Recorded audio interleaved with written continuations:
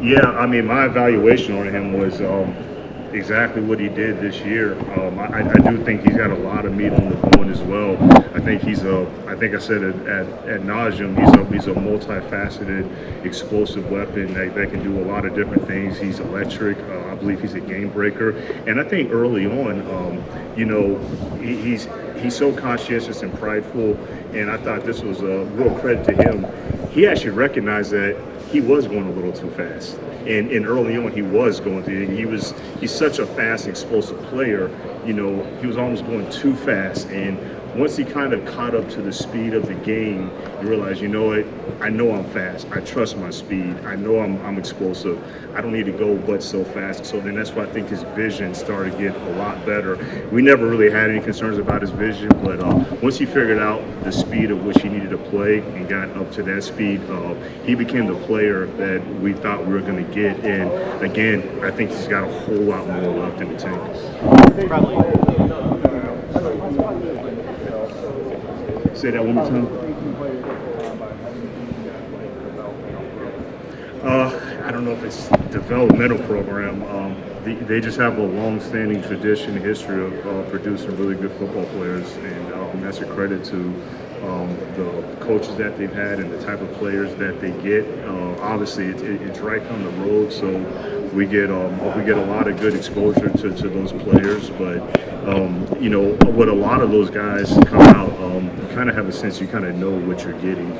And you do your due diligence on all of them, and I'm not saying that they're all the same, but they've done a really good job, and I'll say we're pretty fortunate to be right down the road from a program just like that. How about the advantage from a local day? I mean, local day standpoint to have that kind of program right in your backyard where you can. Yeah, it's a little bit of an advantage, just because you can get guys there that might not count against your 30 count. So you can just bring guys in, and if you want to work them out, you can work them out. If you want to spend time with them, get to know them a little bit better, you can do that. Just as a lot of other teams can do with other colleges, big time programs that they're close to. Read earlier Yeah, this. you had a question. You guys have come so far since this job.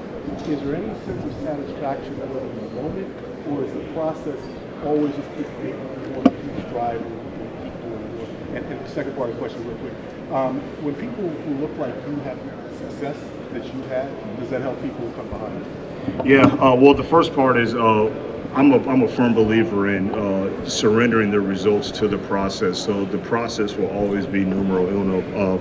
I think once you start kind of relishing in your achievements, I think that's when you can start, you can tend to maybe take your foot off the gas and you can get yourself in big trouble. So I do think this league is too hard to ever let your foot off the gas. I've always said at length, no matter how good we get as a team, no matter how good our roster is going to get, we're always going to take this same process and keep our foot on the gas to improve as much as we can.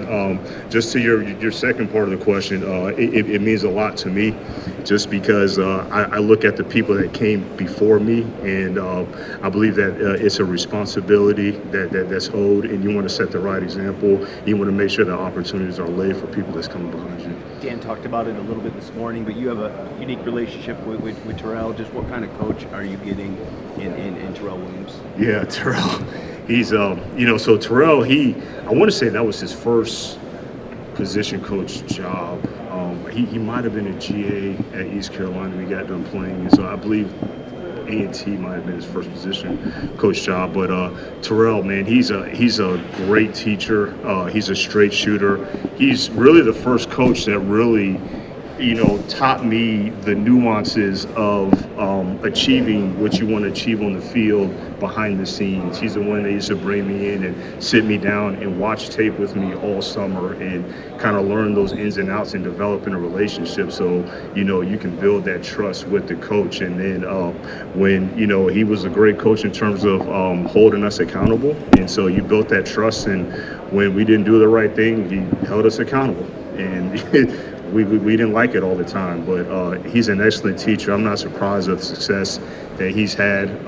Even when I was a young scout, he was in the college ranks. I want to say he was at Purdue for a while, and he produced a lot of good defensive linemen out there at coming out of Purdue at that time. And I believe I was a combine scout at the time, and that's when I really knew, like, okay, I knew that Giroux was a good coach, but when he was producing all those defensive linemen out of Purdue, I was like, okay, yeah, this guy's cooking with gas. But not surprised, very happy, obviously, you know, him being my D-line coach in college, not why he's here because of his body of work. Earlier this week, you talked about just the excitement of the challenge of drafting at 29. Yeah. But we'd also know it's a little bit more difficult to move around at the top of the board, just the weight and the value of those picks. Is it also exciting because of the flexibility you can move up and move down at that spot? Yeah, I mean, I viewed it a lot like last year in the draft. We had those 2-2s kind of in the middle right there last year in the draft, and I was really excited about having those 2-2s this year because in exactly kind of what we did, you know, you never know how it's going to pan out, but, you know, being able to use one to move up and, you know, get a Brian Branch and you got the other one to kind of move down and collect more assets and, you know, eventually, you know, get in position to get a Hendon Hooker. So that the spot that we're in, it is exciting to have that flexibility because a lot of things can happen when you're sitting back there. But again, I'm excited about being in that position. It's kind of it's not. I don't want to paint this as pressure, but you know, you're kind of out of the top 10 beauty pageant, you know, and you're just kind of like, look, man, let's just find the best football player. Hey, Brad, what's Washington getting in Lance Newmark? Oh, man, Lance is getting Washington's getting a really good one, and I always say in this league it's hard to keep the good ones, and Lance is about as consistent as it gets. You know, there's certain people that you work with that they're kind of like set it and forget it guys, and guys that you know you trust, very reliable, very dependable, very strong evaluator, kind of man of few words, but when he speaks, it holds a lot of weight. But that was a big loss. That was a big loss losing him. Obviously, it's opportunities for others to take on more ownership and step up. But you know, especially coming off of a year before where we lost to Dave Sears and then a Lance Newmark after that. But I also understand the reality of that was a great opportunity for Lance, just as it was with Dave, and we'll be just fine. Not to undermine Lance's contributions, but they are getting a very good evaluator, a very good person, a very good human being, trusted, dependable, and very reliable. Brett, the salary cap. I know you don't like to get I got you. too far into the details on that contract, but he has a bonus coming up in a couple weeks. Is it important to get something done before then? Does that matter at all when it comes to? No, we haven't really weighed that into any of our decision making. We're in alignment in the direction that we want to proceed. And again, like I told you before, once we have updates, we'll make sure you guys get it. And then the cognitive testing, I don't know how much you guys use it. You guys get the non-NFL one. I don't know if you guys gave one. Yeah. Some players said they're not going to take that.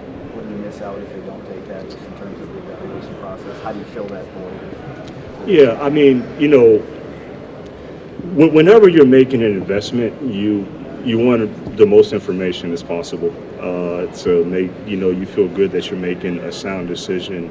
And when you have less information, you might be a little more hesitant on pulling the trigger on making that investment. But with all that said, you know, the representatives and the players, they're entitled to their own, you know, choices and decisions. So they have freedom to do what they want to do. But on our side, yeah, obviously we would like to have the more information. You still do them for some guys and guys don't.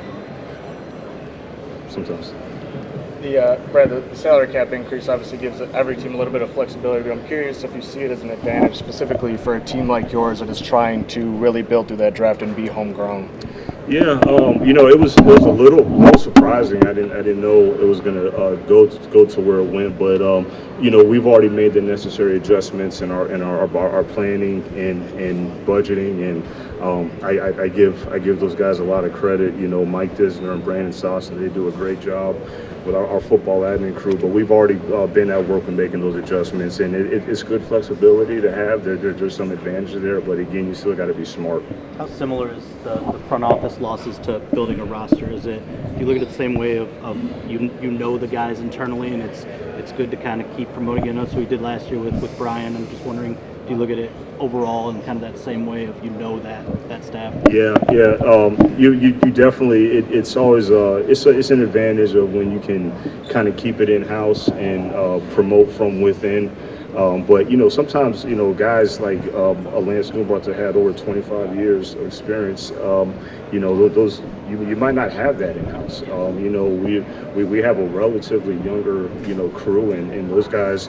They're a hardworking crew that they have a lot of upside, and they're very talented as well. But sometimes you might have to look externally, but we'll just make sure that we do our due diligence, and we'll make the best decision. But yeah, it is a lot kind of like roster building about drafting and signing your own, and those guys, and if you want to promote within, and we have a good development system in house currently, but we'll make the best decision going forward. So will change at all with a lot less underclassmen? I don't know if that's NIL or just whatever the reasons. It seems like there's a lot less underclassmen in this draft. How does that change the draft at all if it does? Yeah, I kind of was, I'm not going to say scared about that.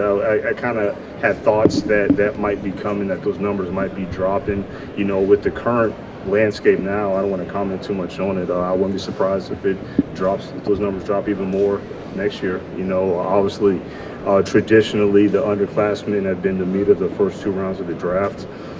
So we'll just kind of see, how that kind of changes in the very end. It's a lot of work to do, but that drop in number is not a surprise, and I don't really foresee it changing anytime soon. What's the collaboration process around this time of year between your staff and the front office and the coaching staff as you're identifying players? Yeah, a lot. Even it's actually, in the past, not being in the postseason, you kind of have a little bit more time to take a little more time to do all these meetings. And look, I give a lot of credit to our pro scouting department because they've done a lot of work in the immediate and even when we were in the postseason to make sure that right when our season ended that we were able to hit the ground running, which we were. But it's all collaboration, and that's how Dan and I operate. That's how it is from the very top with the Ford family and Sheila. And I just think that's the best way to operate. I think it's easier to move a couch with two people than one person, and so it takes everyone. You can't just say, well, scouting department is just evaluate all these free agents and shit. No, like the coaches got to have buy-in too, and because once they're acquired, they're spending all the time with the coaches, so you want to have buy-in on that side too, and so but yeah, it's been a very collaborative process up to this point, and we don't see this changing. Brett, I don't think you guys have drafted a true outside cornerback since you've been here. Is there just circumstance, or is there something that you're very particular about at that position that has sort of led you to shy away from the field and sort of develop it? Yeah, I guess if he was he was an outside corner, but again, that's you're talking about a late third round pick, so really, yeah, that would have been the highest that we've gone. That's not been intentional. Again, like you all know, everybody knows that I've talked to. We're all just going to just pick the best players. Obviously, you can't have enough corners. It's a very hard position to play. It requires so much, not only physical qualities but intangible qualities to be successful at that position, and you might have to be a little more selective in acquiring them. And when you find a good one, they're hard to find. They're not growing on trees. Although that's arguably them and wide receivers probably the most voluminous group, position group in a draft. But that doesn't mean that they're all going to be good. So especially as high as you might have to pick them, especially because of their physical qualities.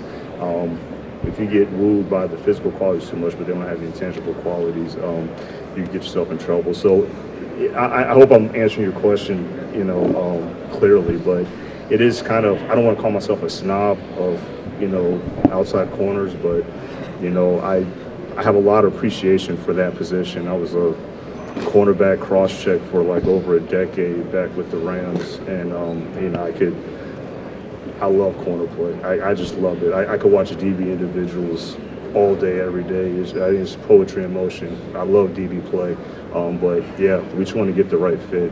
Greg, you've got a couple. What are the intangibles of that position, that mental toughness to know? Yeah. Yeah, absolutely. It's confidence. It's wiring. Those guys. I know. The money makers is ball production, and that's first and foremost. But you got to tackle too. And the more and more as you see, man, when your corners are tackling, that really can define who you are on defense. But those guys. The really good ones are hard to find. You got a couple of extensions done here in the last week or so with Badgley and Reese Maven. I'm just curious. I know you're not going to name names, but are you hopeful to get a little bit more done here before the new league year starts? Is there still things you're kind of working on, hopeful to get done? Yeah, we have plans in place. We're like I said, we're aligned in what we're going to do. Obviously, there's that unknown and the future and the unforeseen. So, but I think we've done a lot of work already to be ready to adjust for potentially the unknown, and if it takes a pivot here or there. But so can't make any guarantees if it's going to be at a certain time point. But we're just going to be as smart as we can be and as sound as we can be in our decision making. What was it like working with Lance Newmark? Yeah, Lance was he was excellent. I can't speak enough about someone else asked me that question. Very, very passionate, very smart, very dependable, very reliable, a great evaluator. He's one of those guys that always talk about, there's some don't have to worry about guys, and he falls in that bucket because of his qualities. But Lance is a big loss, but it's a big game for Washington. Thank you. Thank you, Brad. Yep, Thanks, thank Brad. you.